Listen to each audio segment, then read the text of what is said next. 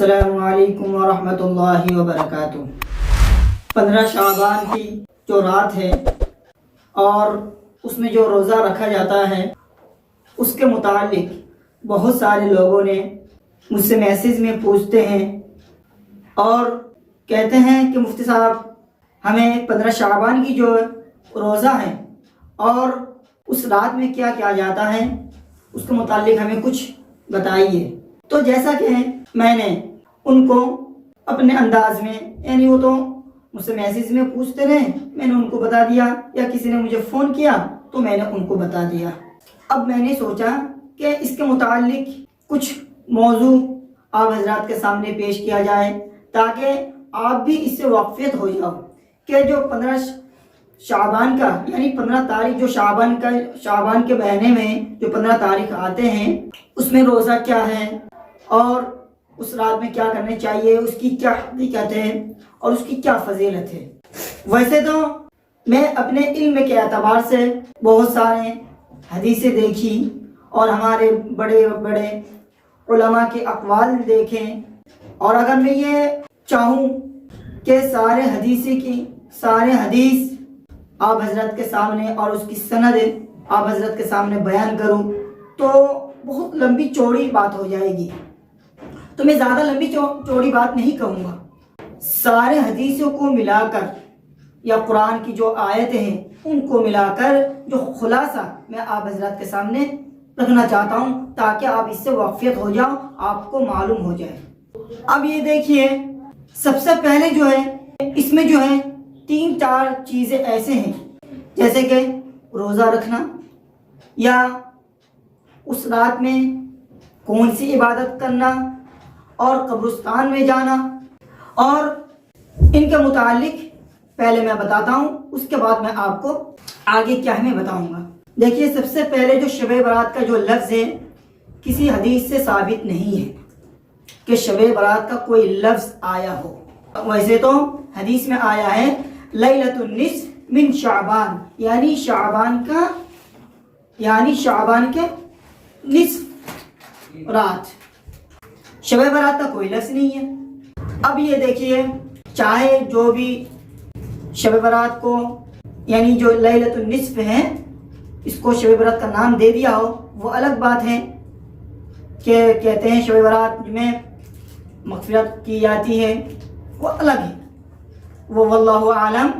لیکن ہاں، شب برات کا لفظ کہیں نہیں آیا ہے، اور قرآن شریف میں سورۃ الدخان میں انا انزلناہ فی لیلۃ مبارکہ آیا ہے، لیکن اس میں بھی اختلاف ہے کہ یہ شب برات کا اس کا ذکر ہے یا لیلۃ القدر کا ذکر ہے۔ ہم آتے ہیں شب برات۔ اب یہ دیکھیے، شب برات میں سب سے پہلے میں آپ کو بتاتا ہوں کہ نہانا دھونا اور اچھے کپڑے پہننا کسی بھی حدیث سے ثابت نہیں ہے، کسی بھی حدیث سے ثابت نہیں ہے کہ آپ صلی اللہ علیہ وسلم اپنے زندگی میں 15ویں شب میں نہایا ہو یا نئے کپڑے پہنے ہو، کسی بھی حدیث سے ثابت نہیں ہے۔ تو میں آپ لوگوں سے یہی التجا کرتا ہوں کہ اس رات میں نہ ہی معمول بنا لے کہ آپ اچھے کپڑے پہنیں گے، غسل کریں گے، نہائیں گے، دھوئیں گے، عطر لگائیں گے، یہ اگر آپ نے کیا تو بدعت میں شامل ہو جاتا ہے۔ پہلی بات تو یہ ہے۔ اب آتے ہیں دوسری بات کی طرف۔ بہت سارے گھروں میں اور روڈوں میں، راستوں میں حلوہ بنایا جاتا ہے، مٹھائیاں بنایا جاتا ہے اور بانٹا بھی جاتا ہے، یہاں تک کہ کس خوشی میں بانٹا جاتا ہے؟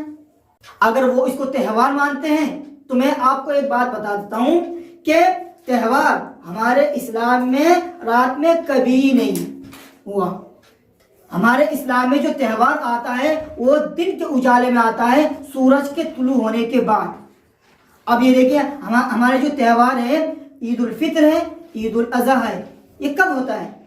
دن کے اجالے میں ہوتا ہے، رات میں کہیں بھی تہوار کا ہمارے اسلام میں ذکر نہیں آیا۔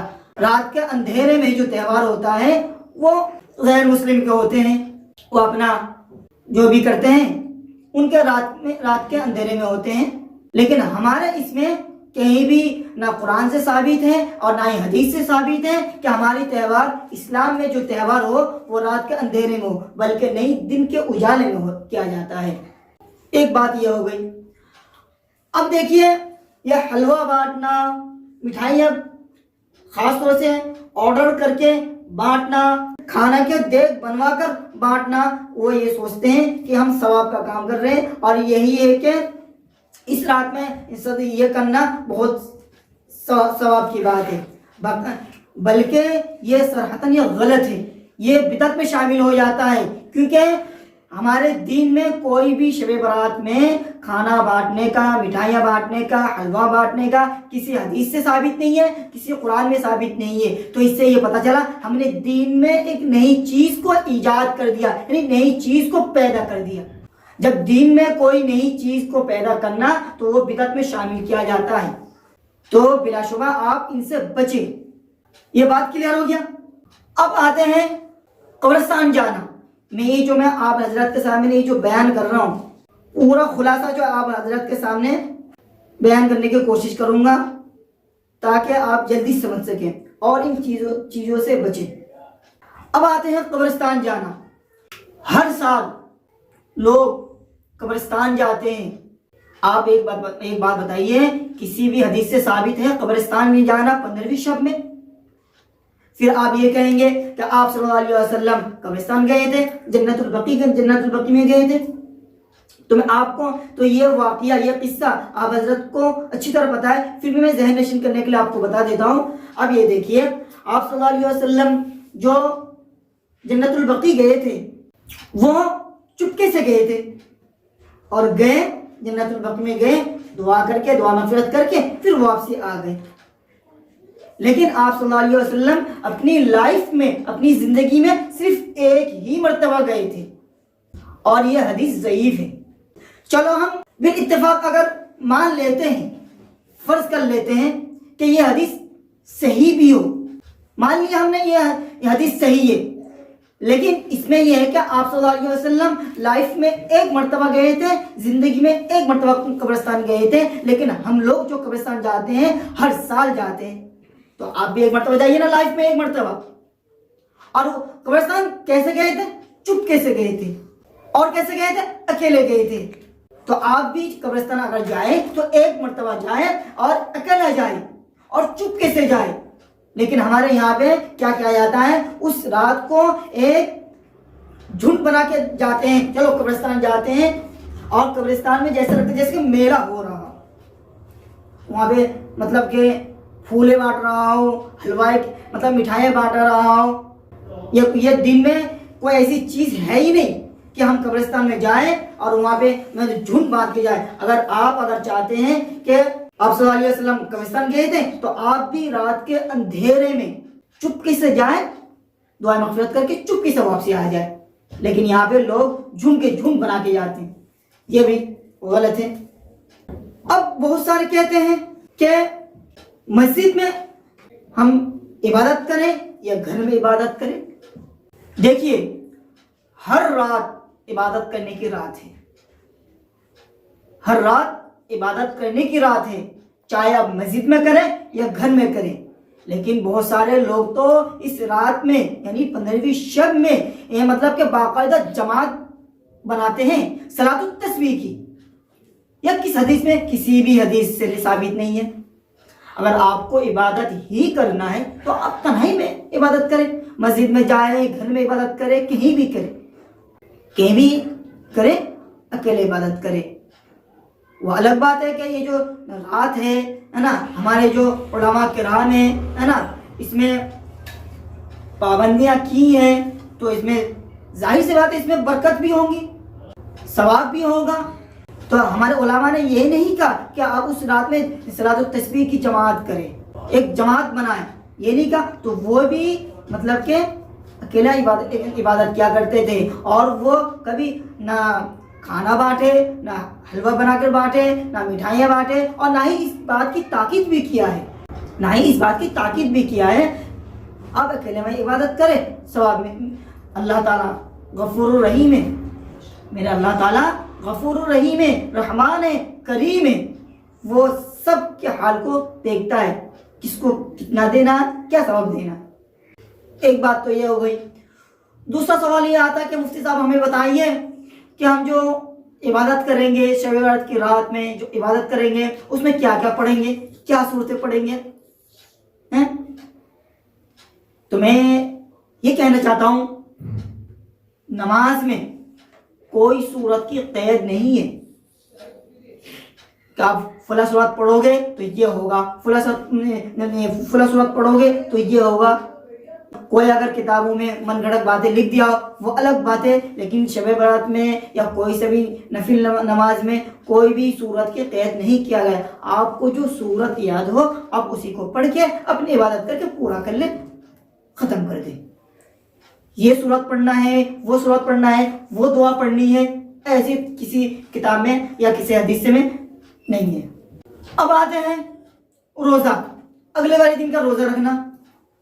بہت سارے لوگ تو اس روزہ کو جو ہے ضروری سمجھ لیتے ہیں، لیکن کسی بھی حدیث سے اس روزہ کا ثابت نہیں ہے کہ 15ویں شب کے بعد جو اگلا دن آتا ہے اس میں ہم روزہ رکھیں گے پابندی کے ساتھ، لیکن کسی بھی حدیث سے ثابت نہیں ہے، میرے علم میں تو نہیں ہے۔ اور میں نے بہت سارے علماء کے اقوال دیکھے ہیں، حدیثیں دیکھی ہیں کہ روزہ تو ثابت نہیں ہے۔ ہاں اگر کوئی روزہ رکھنا چاہتا ہے، جیسے کہ آپ تو ویسے تو آپ پورے شعبان کے مہینہ روزہ رکھ لے، ثواب ہی ثواب ہے، لیکن آپ صلی اللہ علیہ وسلم مہینے میں 3 روزہ رکھتے تھے، 13، 14، 15۔ تو اسی کے نسبت سے اگر 15 روزہ اگر رکھنا چاہے تو وہ رکھ سکتا ہے۔ سنت سمجھ کر، لازم سمجھ کر رکھنا یہ غلط ہے، یہ درست نہیں ہے۔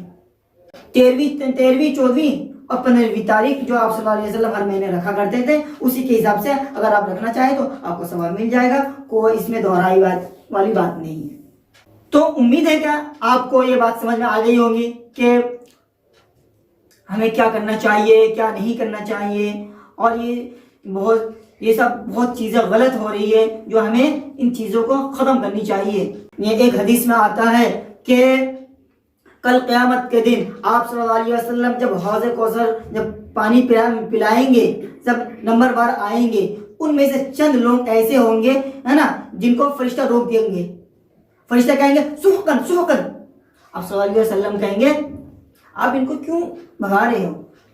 تو فرشتہ کہیں گے اے اللہ کے نبی، اے اللہ کے رسول، یہ وہ لوگ ہیں جو آپ کے بعد انہوں نے ایک دین میں نئی دین پیدا کر دیا ہو، یعنی نئی چیز ایجاد کر دیا ہو، یہ وہ لوگ ہیں۔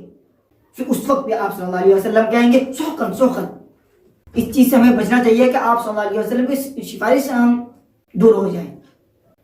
ہمیں دنیا میں رہتے ہوئے ایسے کوئی کام نہیں کرنا جس کو آپ صلی اللہ علیہ وسلم نے حکم نہ دیا ہو، یعنی اس کو کرنا ہے جس کو آپ صلی اللہ علیہ وسلم نے حکم دیا ہو، آپ کے زندگی میں آپ صلی اللہ علیہ وسلم اپنی زندگی میں وہ عمل کیا ہو، اس زندگی کو ہمیں اپنے اندر شامل کرنا ہے۔